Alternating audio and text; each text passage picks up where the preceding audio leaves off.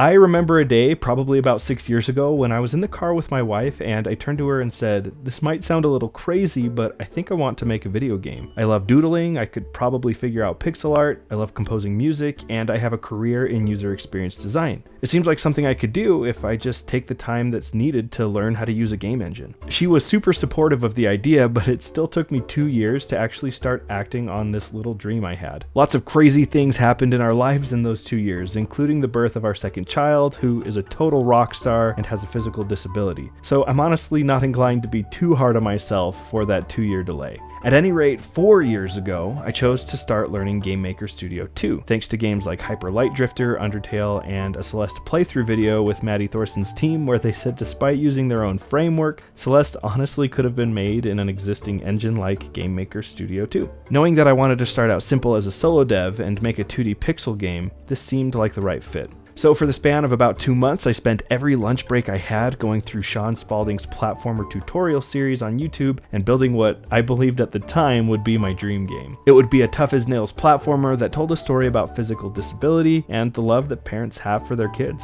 This was my first game ever, so of course the code was sloppy and I made tons of mistakes as I learned the ins and outs of GameMaker. The game was called Bravemark, and honestly, I'm proud of how far I got on it, despite the fact that I never finished it. Now, in tangent with Bravemark, I also started participating in game jams. For those of you who don't know, game jams are events, often hosted online, where a theme is provided and developers have a short time to make a game that fits the theme. Sometimes game jams are 2 weeks long, sometimes they're just 2 days. They're super fun, and they are a great way to make friends and practice game development. The first game jam that I ever participated in was the GameMaker community's 10th annual game jam. The theme was party, so I made a game about a candle running away from a birthday kid trying to blow it out. It's a funny little game. I made it over the span of 2 days, and it was the first time I ever released anything for strangers to play. I did just fine in the jam. I think I placed 11th or something, and the thrill of creating something, then throwing it out into the world was just intoxicating to me. So over the span of about 6 months after that, I proceeded to participate in several other game jams, and they served as an outstanding way for me to get involved in the indie dev community and hone my skills as a game developer. Every jam was a blast, and I even won a few.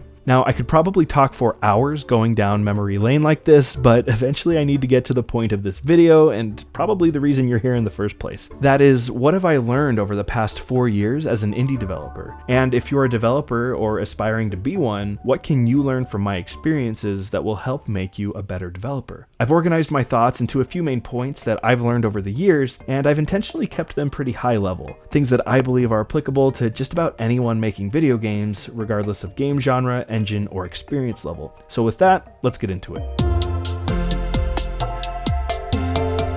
So the first thing that I want to talk about is the importance of follow-through. During those first 2 months when I was learning GameMaker, I was pretty much constantly excited about the prospect of making my own game. Each time I learned something new, I envisioned how I could use it in my dream game. Each time I participated in a game jam, I tried to stretch my knowledge on a subject with this innate drive to make something great. That internal motivation, the excitement of one day being able to call myself an indie developer, died. Now, I realize that's kind of a dramatic way to say it, but I want to stress the fact that the way I saw game dev in the early days is very different from the way I see it now. When I first started, I learned that Toby Fox, using GameMaker Studio, made Undertale in just 1 year, and I thought, yeah, I can finish a game by 2021. I was starry-eyed and thought that a year estimate was a pretty safe bet. What I didn't know was that Toby Fox had been building all sorts of stuff in other engines like RPG Maker before his breakout hit. And Undertale actually took almost 3 years to make, not just 1. And I think we all kind of have that inclination to think success came for developers like Toby Fox quick or suddenly. While there are a very sparse few where that might be correct, most indie devs have been at this for quite some time before we're even made aware of them. Now, I mentioned I see game dev differently now than I did 4 years ago, but I want to point out that while my youthful excitement died, it was reborn into something more refined, and I'm arguably more excited about game development now than I was back then. My excitement is just maybe a little better informed. I'm more aware of the amount of work that goes into making a masterpiece video game, and while some days I have to muscle through feeling unmotivated, it's work that I'm willing to do, and it's work that I have truly grown to love. So the takeaway for you is, if you're a new or aspiring indie developer, get ready for your motivation and excitement to die down, but let that motivation turn into something steady and reliable. Learn to love the grind and be willing to follow through on your projects. Stick with them, even when that initial excitement goes away.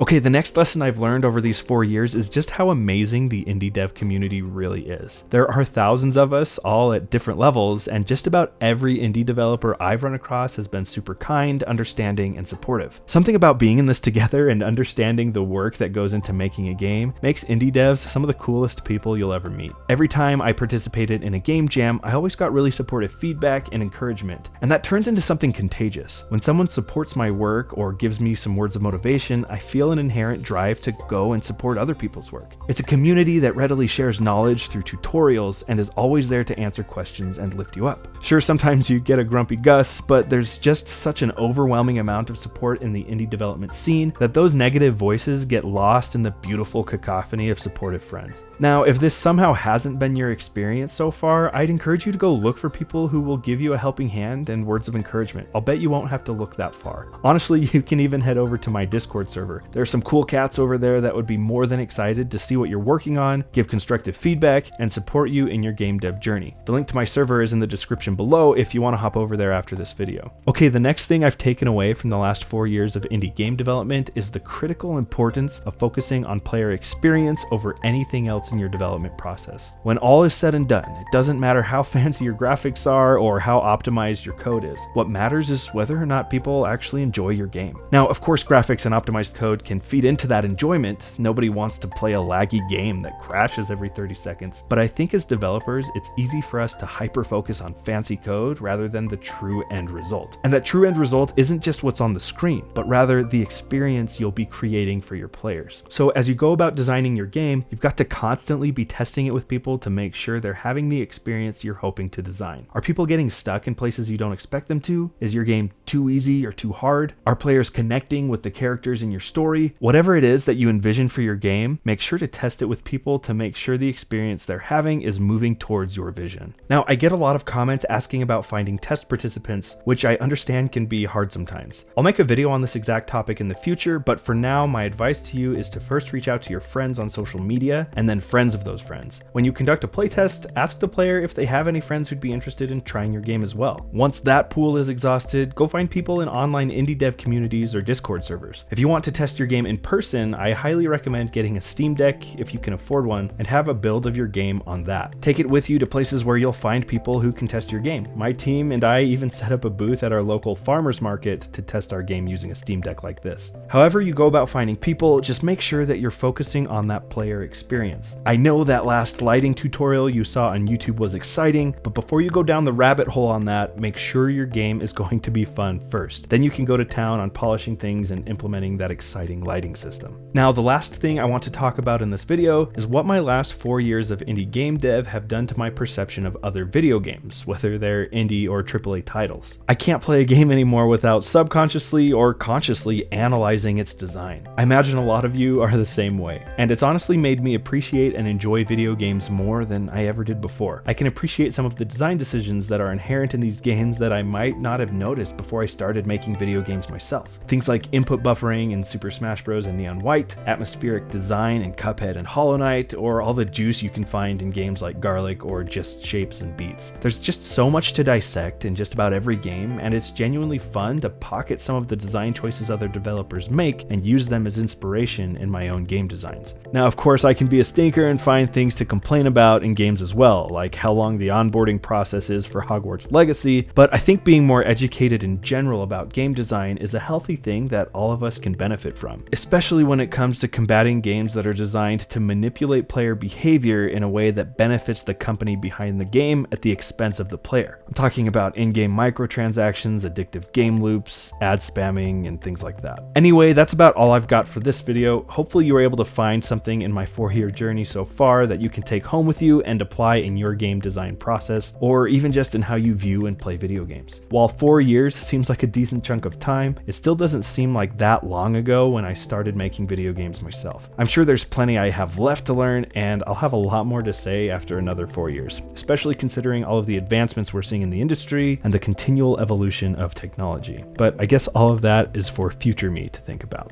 For now, I'll go back to making my pixel platformer Tethergeist, which, by the way, you can playtest and wishlist on Steam using the link in the description below. Thank you so much for watching, and I'll catch you next time.